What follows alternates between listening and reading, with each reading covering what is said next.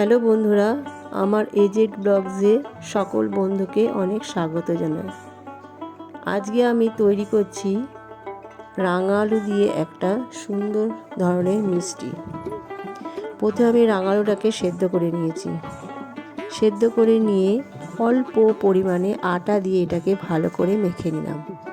এরপর এগুলো বিভিন্ন ধরনের শেপ করে ফেলছি। যে যেটা খুশি সেইভাবে শেপ করতে পারো। আমার শেপ করাগুলো হয়ে গেছে, দেখিয়ে দিলাম ভালো করে। থালাটা বেশ সাজিয়ে গুছিয়ে নিয়েছি। এরপরে আমি একটা শিরা বানাবো। এই শিরাটা আমি খেজুর পাটালি দিয়ে বানাচ্ছি। শিরাটা আমি ভালো করে বানিয়ে নিচ্ছি, দেখে নাও। খেজুর পাটালি দিয়ে দিয়েছি, আর এদিকে আমি তেল গরম করতে দিয়েছি। তেল গরম করে এগুলো আমি ভাজতে লেগেছি। ভেজে ফেলছি এগুলোকে। বিভিন্ন ধরনের শেপ করে নিয়েছি, বুঝতেই পারছো, লম্বা গোল যে যেমন পারবে। এবার এগুলোকে লাল লাল করে বেশ ভেজে নেব। আর ওইদিকে আমি তৈরি করে ফেলছি একটা শিরা, খুব হালকাভাবে, তার না পড়লেও চলবে, মোটামুটি হালকা ধরনের একটা শিরা তৈরি করছি। আর এগুলো আমি এপিট ওপিট করে ভালোভাবে লাল লাল করে ভেজে নিচ্ছি। বুঝতেই পারছো হালকা লাল লাল বেশ হয়ে গেছে। এটা খেতে খুবই সুন্দর এক ধরনের মিষ্টি, চটজলদি হয়ে যায়, বাড়িতে রেখেও খেতে পারবে। ভাজা আমার প্রায় হয়ে গেছে,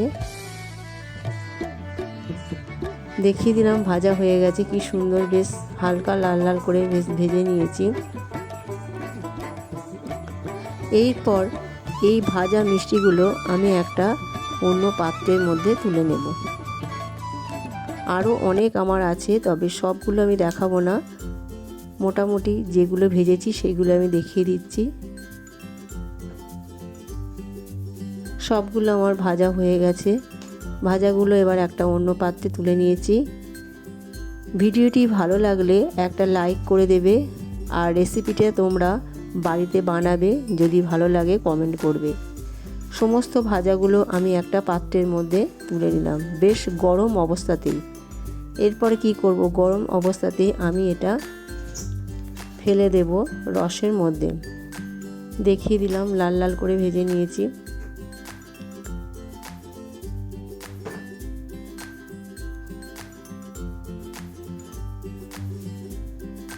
এরপর এটা এই রসের মধ্যে আমি ফেলে দেব সবগুলো।